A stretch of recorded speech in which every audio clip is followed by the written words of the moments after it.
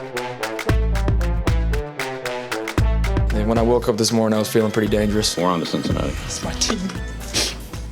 It's my quarterback. They are who we thought they were, and we let them off the hook. Hello? You play to win the game. They want you to cook the dinner. At least they ought to let you shop for some of the groceries. And on the way up, we're going to bite a kneecap off. Playoffs? You kidding me? I'm just here so I won't get fined. How can you not be romantic about football, man?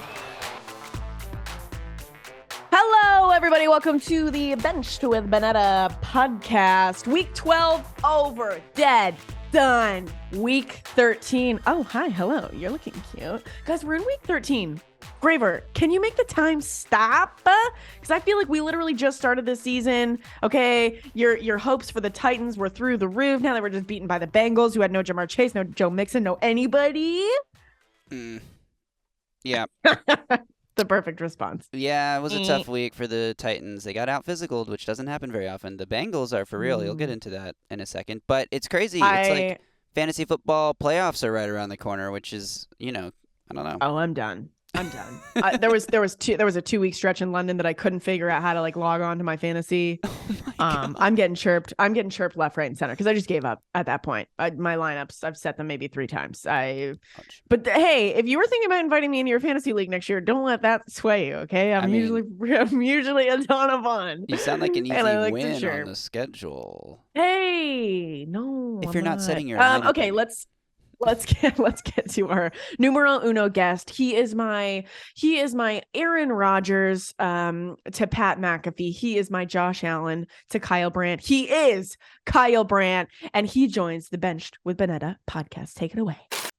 Okay, KB, we're practically in December. Okay, we have arrived. It is the end of the year, and I feel like this is the point in time. We were just talking about this. This is the point in time that you start to kind of hit a wall. All right. If you're on this side of the field, but when you're on the field, it's kind of the opposite. You gotta get going, baby. But I feel like there's something that we start to figure out at this point in the year.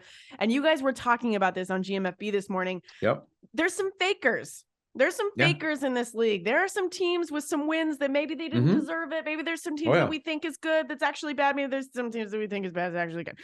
So I've got a list of things that I want you to tell me if they're overhyped, if they are just not that great, and then maybe it's vice versa. Maybe there's something in there that you like that not a lot of people do. Okay. Okay, sure. Yeah, let's go. Let's start it off. You guys were talking about this team this morning. The Bengals. They beat the Titans 20-16. You know what's great, and I'm sure you guys have this a lot. When you get the meme alert. When you become a meme, you have all of these Bengals fans that have screenshots of Kyle Brandt picked the Titans on Friday. I was on the other side of that today, baby. I was on the other side of that. I had the Bengals going into the weekend. But what do you think about the Bengals? Are they the real deal? Are they overrated? Or are they fakers? No, they're real now. They were big time fakers as recently as 24 hours ago because they had 6 wins, but they were all against crappy teams. And their only team that they beat was the Dolphins when Tua had to leave the game, so it kind of didn't really count. So in the college football world and college basketball, it's about quality wins. We don't really have that in the NFL, but they didn't really have quality wins. And they go to Tennessee, they beat the Titans, they get the quality win. And I think the other teams are pissed that they won. If you're Kansas City or Buffalo or anybody, you're like, or the Ravens. I don't want to deal with the Bengals. I don't want you to be our problem. Just lose and go away and go back to being the Bengals. And they just won't. And I respect that. I agree with you. And they were down Jamar Chase and Joe Mixon. Once this team is healthy, and it's just typical Bengals. They get healthy down the stretch and then they become really scary. I'm so glad I'm not a fan of any team in the AFC North anymore. Okay. Checking a bag on an airplane. OBJ. He had some issues. We still don't really know what happened at this point. He got off the plane.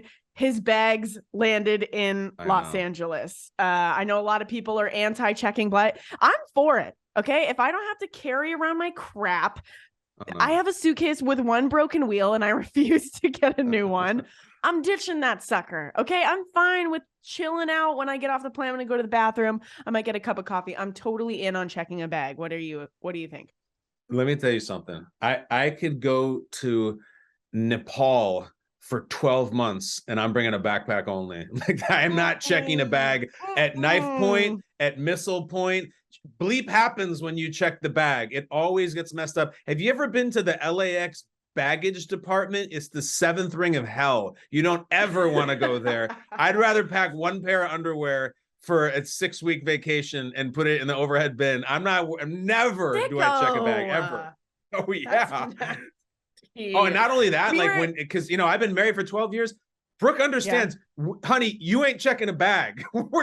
She's like, but we're going skiing. We're going to go to Switzerland for 2 weeks. I don't care. Stuff it in. And then I'm like, I'll gladly give you my carry-on bag. We're not standing there at the airport waiting for your thing because it's never on the carousel. It's my least favorite thing. I'm never checking a bag, ever. Check yourself. You also have kids. So I would imagine, like, if I ever travel with my dog and I have to do a check bag and I'm like waiting around at the end, that gets a little bit frustrating. When I was in Russia for like a year, we all passed around little like Tide packets, and everyone was doing their laundry in the bathtub, like just so nasty. And I like was hanging my clothes to dry all throughout my.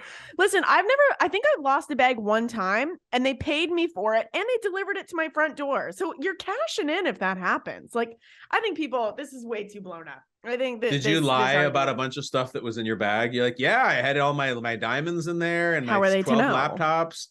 You know me. I'm a diamond girl. Yeah. Okay, up next, Jets winning with Mike White. Lots of people saying, okay, screw Zach Wilson. Forget about this. What do you think about the Jets? Man. I think it's Mike White week, and that's very fun for people here in New York, and it's very exciting. And don't get me wrong, I respect the Mike White hive, and it's vibrant. And I'm just like, guys, this is not going to end well, don't you? Like, I hate to be the buzzkill, but listen, they played the Bears. Good for him. He beat the Bears. They're going to the Vikings. They're going to the Bills. The last time Mike White played the Bills, he threw 4 interceptions. No one wants to hear it, though, Bonnetta. No one wants to hear anything negative about Mike White or any idea that maybe I'm a little skeptical that this is going to have the staying power. They found their guy, Zach Wilson, and his dimples and his blue eyes. It sucks. And Mike White, this working class dude from Western Kentucky, is going to win them 5 Super Bowls. I'm like, dude, come on. Give me 2 weeks at least. They're calling him the king of New York. Like he's Derek Jeter here. It's unbelievable. He was signing autographs to small children before the game even happened yesterday. I know. I will say this conversation got heated on the game day morning set. People just have some really strong feelings. But listen, Zach Wilson coming back. This could be a beautiful like Hallmark movie story around Christmas. Okay. He has to earn the respect back from his locker room. Who knows how he's going to do it? We know how he got the respect in the first place, beginning of the season. Okay. Christmas Vacation, the movie. Everyone watches it around this time of year. They're getting ready for Christmas. Christmas Vacation, overrated? What do you think? Is your house on fire, Clark? No, Aunt Bethany, those are Christmas lights. Bonnetta, I watch it every single Christmas Eve only. I won't watch it on the 23rd. I won't watch it on December 1st. I watch it, and the opening credits are incredible. Every scene is incredible. There's many mysteries about it, not the least of which why the grandparents show up like on December 3rd to stay there for the entire month of December. But I'm a massive Christmas Vacation fan, and I will only watch it on Christmas Eve, no other time of the year. So I'm way in on that.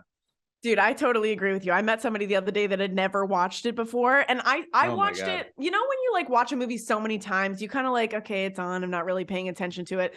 Last year, I feel like I watched it and really paid attention to it as an adult. And it wasn't just on to be on. Yeah. It is still hitting. I know. The jokes are hilarious. Chevy Chase, all the acting. It's amazing. I am with you. Okay, Jordan Love. A lot of people, same with Mike White. They're like, Jordan Love, this is the savior. Bye, Aaron Rodgers. Somebody asked Aaron Rodgers if he was going to play again this season. He's just like, yeah. Like, what is going on? What do you think about this situation? I'm apoplectic about this situation. The idea that they would just say, yeah, give the keys to Jordan Love, let him take over. No. Like, he hit a couple passes. Good for him. He should. He's a first-round draft pick who's been sitting around for 3 years. And the one that really got everybody excited was the touchdown to Watson, which was just like a basic throw from Love, in which Watson then hit the Jets and like Bo Jackson down the sideline and like padded the stats and made it look good. So no, like what I love about this is that we're at the Bears this week where Aaron Rodgers is an owner. Just ask him. And then we're in a big, fat, juicy bye week before we play the terrible Rams. So, like, they're not out of it mathematically. And until they are, there'll come a time for Jordan Love. It is not now. And I hate that we're rushing to give it to him that time. Mm-hmm. I know Aaron Rodgers is a little bit tricky and a little bit different, but like, we're just kind of starting to learn about this like fracture that he has in his thumb that he's been apparently dealing with since like week 5. Like, I think that people were so quick Thursday Night Football. He threw a bunch of terrible passes. People were so quick to be like, oh, Aaron Rodgers is done. Like, let's just forget about it.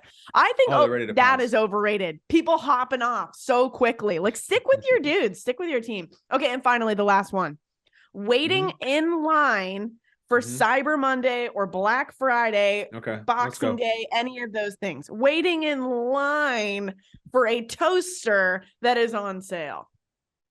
Toaster, no. But on this past Friday, I went to the Radio City Christmas Spectacular starring the Rockettes and a Radio City Music Hall with my mom and my wife and my 2 kids. And it was a wonderful Christmas day or Christmas season celebration. And then I'm ready to go home. And Brooke, my wife, said, oh, no, we promised the kids we're going to go to the Lego store and we're going to go to the American Girl doll store in Manhattan. So we approached the Lego store, Rachel, from like a couple blocks away. And I see that there's a line that is about 3 blocks long. And I turn to my son, I'm like, oh, it's all right, bud. We'll come next week. And Brooke's like, what do you mean? Let's just get in the line. Like, Brooke is like line girl. Like, she lives in line. She could go, if we go to Space Mountain, it's a 4-hour wait. She's like, this will be part of the fun. I like it. I can't do it. I'm either a jerk, an elitist, or like some sort of like a prick that can't just wait in lines. And we waited in that Lego line and I was full bah humbug the whole time. It was rough. Wow, mom of the year. Were the kids like, Mom, let's get out of here? Like, I don't need a Lego. Like, this is not worth it. But they were. No, they needed the Lego, and then you get to go in and pay $180 for some Star Wars crap. I wanted to go be like, Rachel, like, how much do I have to grease the bouncer at the Lego store to get us to jump the line? Because I'll do it. Like, I'll can we scalp tickets? Is there a back exit? Like, I don't want to wait. Where's the VIP tour? I'm such a softie at this point. And then we rent it back again at American Girl doll, which is its own house of horrors, and the dolls don't blink, and it's all terrifying. And I'm just like, get me home to my whiskey, and eventually we did. Yeah. two crisp ones in your hand. Hello, sir. Lego sir. I don't know if you know me. I'm Kyle Brandt of GMFB. I did it with a handshake. That sounds awful. I also feel like with these sales and stuff like that, like you end up just purchasing way more. It's like going to Target. Like you go to Target for one thing and then you end up buying way more than it's all a ruse. They know what they're doing. Speaking of Cyber Monday, Black Friday, all of these things. I am offering you a deal of a lifetime right now. Katie. What do you got? We're going into week 13. How that is a real sentence that I just said is insane to me, but we're getting close. We're getting there. Okay. And I am going to offer you the opportunity. I went back into the vault this morning and I went to go take a peek at what your Super Bowl pick was heading into this season. I believe, correct me if I'm wrong, Bills 38. Okay. Sounds good. Packers 20. And in this whole, you went on TV, you took another bite of the chicken wing. You said, I'm saving this chicken wing like it's a wedding cake and I'm going to eat it after the Super Bowl when this is correct. I'm giving you the opportunity, okay, for the low price of your pride to take this back and change your Super Bowl pick. Are you going to do it? Of course I'm going to do it, but I'm only going to change half of it. I'm changing the NFC. You know why, Rachel? Because I still have that wing and I saved it for real. And it is in a freezer that's like in the next room over from where I'm sitting. I have it because I'm thinking of the long play like you would. I'm like, it's actually a really cool segment if I come out and eat the same wing and you can even look on camera and see that it's the same wing. I got it in the freezer, like in the next room. I'll break it out on when next time we talk. If the Bills get there, I will break it out. So I'm going to keep the Bills. I'm fine. I'm not worried about the Bills. But obviously, that's why I'm like, oh, don't give it to Jordan Love. We need the Packers to get to the Super Bowl still. I'm going to change out the Packers, and I'm not going for the Eagles. I think it's going to be the Buffalo Bills versus San Francisco 49ers. And I'm just so in on the Niners. And they're so fearless, and they're so tough, and they're so badass and experienced and handsome. And they just got it all going. I love the Niners. Niners, Bills right now. I am the exact same. That's my pick as well. I love the confidence level. I can't even remember who it was, but who was just calling D-Hop steroid boy on the 49ers? Yeah, that D-back. I can't remember who it was, but like just like I don't care. I'm gonna call one of the most famous players in the NFL steroid boy. Like just absolutely wild. It was Charvarius Ward. hit him with steroid boy after the win. And like, you just don't see that anymore. It's like something someone would say in the 80s, and like, they don't care. After they stomped on him too, just stomped on their heart. I'm so with you. The 49ers, since Christian McCaffrey joined, that what was it at the Warriors game? All of them going up to meet Jimmy G. I would be right in line, baby. Oh my God, I would. Okay. So hot. So hot. KB, same time, same place. You will bring the chicken wing next week. Thank you for your time as always. You are the best, my man. It's my pleasure. I'm building this DIY hot tub behind my house, so I got to get to work, and it's tough. But it's God's work. Okay, listen, I will try and build this actual hot tub. That's a real story. I'm gonna build it this week, and I will bring receipts next week. And if I didn't build it, I'm not gonna bring it up, and I'm gonna hope you forgot about it. I'll see you next week, Katie. You bring the hot tub pics, and I'll bring the chicken wing. It's a date. See you later. Bye, Rachel. See ya. For those of you that don't know what we're talking about, because we were talking about before we even started recording, I am physically with my hands building a hot tub. If you follow me on social media, you might remember that I built a sauna like a year and a half ago. If you don't, this all I'm sure is sounding absolutely insane, but I'm gonna take some pics. Okay, we're gonna follow along on this journey. And let's hope and pray to God that it doesn't fall apart. So come back next week. Okay, coming up on the pod, we are previewing Thursday Night Football, Patriots, Bills, baby. And then the best and the worst thing that I saw all week. Don't go anywhere.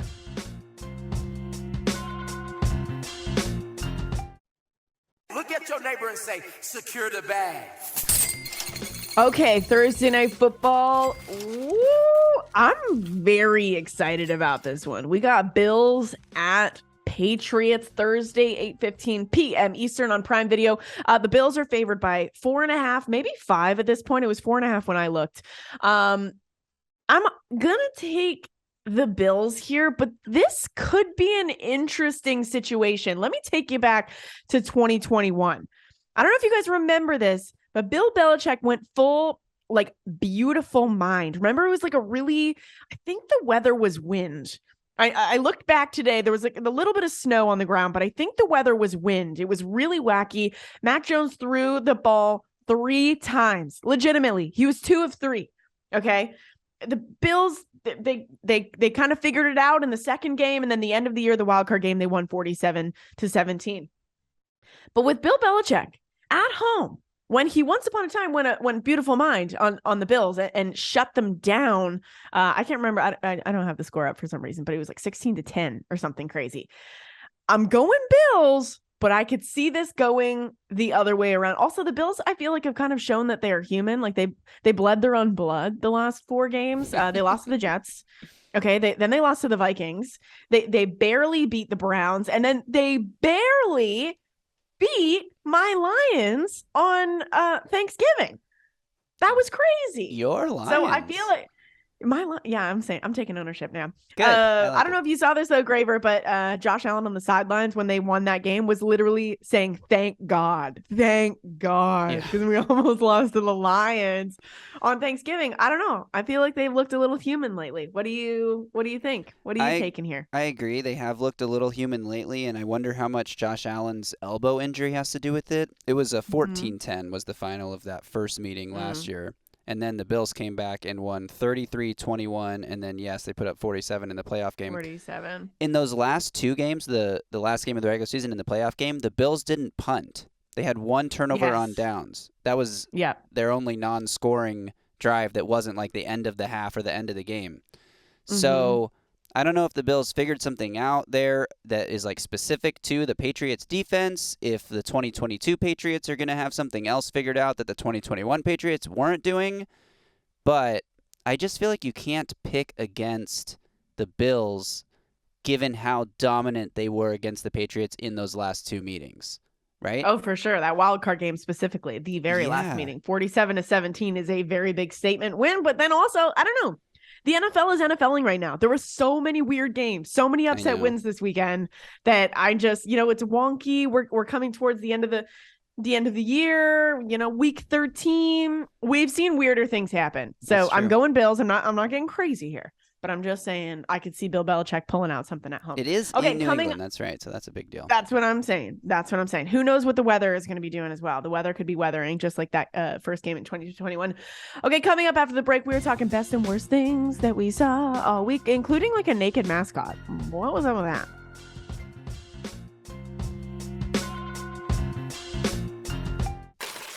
is the best. Okay, here are some of the best things that I saw out of week 12, starting with, okay, for those of you that are listening, I'm going to have to describe this, and I'm just going to apologize in advance, okay? The Jags mascot. This can't be like regular outfit. I've never seen this before. The Jags mascot's stripped, okay? And he is wearing what I would describe, it's a Speedo with an American flag on it, and he's painted his entire body yellow. And I think he's trying to distract people from kicking field goals, but he's it's giving Borat, you know, like that onesie situation. And listen, if you haven't seen this, just Google it, or don't. But I would consider this being one of the greater things that I have seen in quite some time, actually. Another thing that I saw, I love this, you guys. Tua and Mike McDaniel, it's just like a love fest right now. This is what he said. Having someone that first off believes in you makes all the difference. Having someone that calls me randomly, just telling me how much I mean to him and the things that he's trying to accomplish and we're trying to accomplish as a team. It's cool. Relationship goals. Forget about team. Forget about him being your boss. This is just like relationship goals. I just called to say I appreciate you and we're going to win the Super Bowl. It's a beautiful thing. I remember when we watched that weird FaceTime on the private jet between Tua and Mike McDaniel at the beginning of the season. It was hella awkward and it was weird. Knowing that this is a regular occurrence that happens like weekly, I'm obsessed with it. I love it. I love these two together, and I specifically love Mike McDaniel as my favorite coach in the NFL besides Dan Campbell. Okay, and then also the DeAndre Hopkins catch. Forget Googling the Jags mascot. This catch is absolutely bonkers city. It was not for him. I think Kyler Murray said we were effed schematically.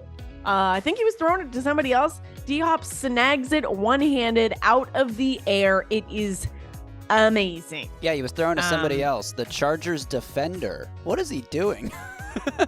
Yeah, just begging to be picked off there. The Cardinals are in rough shape. I might have to watch the in-season Hard Knocks this week just to get the reaction from that. And then the worst thing that I saw, this is all over the news, OBJ got kicked off of a plane. We still don't really know what the hell happened, but he had some interesting tweets. Okay, we started hearing like stirs of him getting kicked off a plane. I go to his Twitter, see if he said anything. Oh, he did. He said, "Never in my life have I experienced what just happened to me. I've seen it all." And then another tweet, "Never, period, in, period, my, period, life, period." And then another one, he said, "I could never make this up." And then another one, "Comedy hour." I don't know. When you're tweeting that much, that tells me you did something wrong. I think you're trying to like cover your tracks here. But what we know so far is that he was maybe in and out of consciousness. He'd get kicked off the plane with apparently he didn't get arrested. There was no arguments. I read an interview with somebody that was on the plane in like economy, and he said that they didn't even hear anything in first class. Like there was no yelling. Apparently he wouldn't wear a seatbelt and he was in and out of consciousness, and they thought it was like a medical emergency. So we are going to see what happened. He was flying from Miami to LA. Like I said with the interview with KB, his luggage went, and hopefully he got it back. So that I'm really interested to see how that unfolds, but weird times. Yeah. And is that going to affect where he's going once we do find out? What was he going to LA for? Interesting. I don't know. I mean, maybe he has a house here. He just played here. That's true. In Los Angeles. And he's been taking tours. But yeah, you're right. Do you think that he has? Right. This is like the week of meetings. He's got meetings with the Bills, the Giants, the Cowboys. If I were OBJ and that's the caliber of team that he is meeting with, do you think he's really going to meet with the Rams right now, who he's already won a Super Bowl with? There's no chance that they are coming back alive this year. No. I think that would be very odd. I do too. Maybe the Chargers. No, I don't think so, but hey, maybe. No reports or anything. It's just, it would be fun, I think. I don't know. I'm very interested to see how this unfolds the rest of the week. Okay, that is it. That is all, guys. We are going to be opening the DMs next week. We are going to get your thoughts and feelings and chaos and yelling and screaming into this show. So make sure you are following us on all of the platforms. NFL Plus is here, BT Dubs, which means no matter where you are, this is how you football. Go to plus.nfl.com and sign up now. And don't forget to subscribe to our show. We are going to be back on Friday previewing the weekend, week 13 of games. And then you heard him, Kyle Brandt, back here on Tuesday with his frozen chicken wing. So if there's any reason to return to the show, it's that. Have a great week. We love ya. See you later.